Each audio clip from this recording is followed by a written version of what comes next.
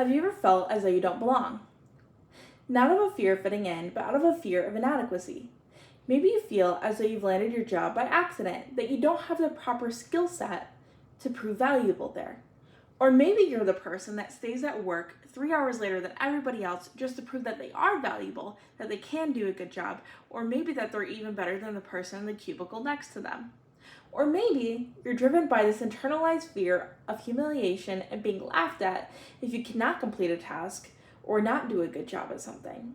Or maybe the opposite. Maybe you're driven by the internalized fear of success because of the fact that one more thing on your workload, one more opportunity, being successful at it, that means that you're going to break. And maybe, just maybe, all this could just go away if you could figure out a way to have more attainable and achievable goals.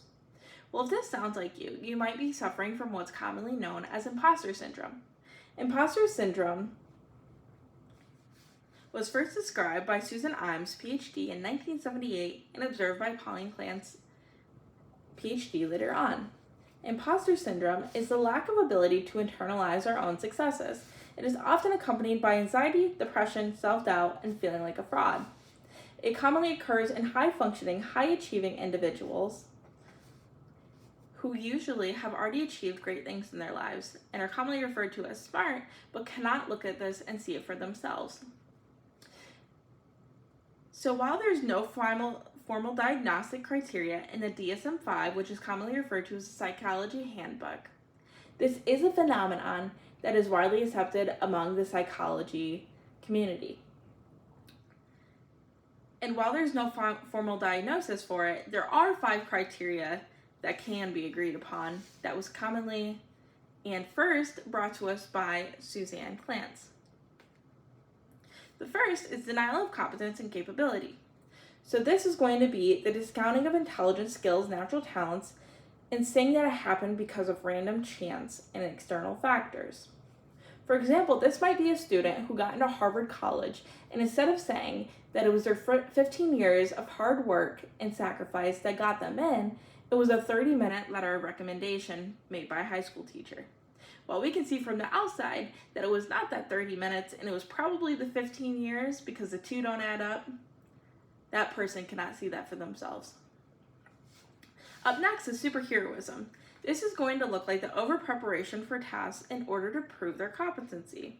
It's going to equal additional workload for that person. So that was the person that stayed in the office 3 hours later than everyone else. While they're only supposed to work 9 to 5, that 3 extra hours made them feel like they were going to be over-prepared, and in turn, they're going to prove to their bosses and the people that surround them that they're good at their job, that they are capable, that they are valuable there. Well, this might be a good thing. We could see it as kind of a good thing. It's not great because it's taking away from other aspects of their life, and they're allowing their lives to become unbalanced. The next is a fear of failure. So this is going to be the anxiety, fear of being shamed, humiliated if they fail or do worse than a peer. So this might look like someone at work who is constantly driven by this negative internal feedback loop of, if I don't do this right, everyone's going to laugh at me. Versus being driven by an internal feedback loop of positive feedback of, wow, this is great, I'm doing really well with this, my bosses are going to be so proud of me when I finish it, which is more a positive thing versus a negative thing, and it can overtake other areas of your life if it becomes the negative. The next is a fear of success. So this is going to be stress revolving around achieving something new, as we don't have the capability of sustaining it. So this is the person that has that high workload. They're staying at work 3 hours later, and they're taking away from other aspects of their life. They're probably getting home late to eat dinner. They're probably not sleeping as much. They're probably not spending as much time with their family.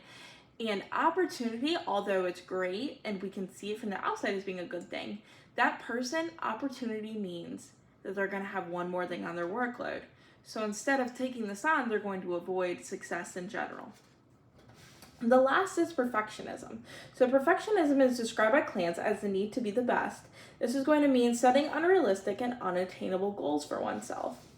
It'll look like overtly critical, non-constructive feedback. So that'll be that person that's calling themselves stupid or saying that they're not good enough for something and using that as the feedback in their brain, that negative internal feedback loop. Or maybe it'll look like the overgeneralization of mistakes.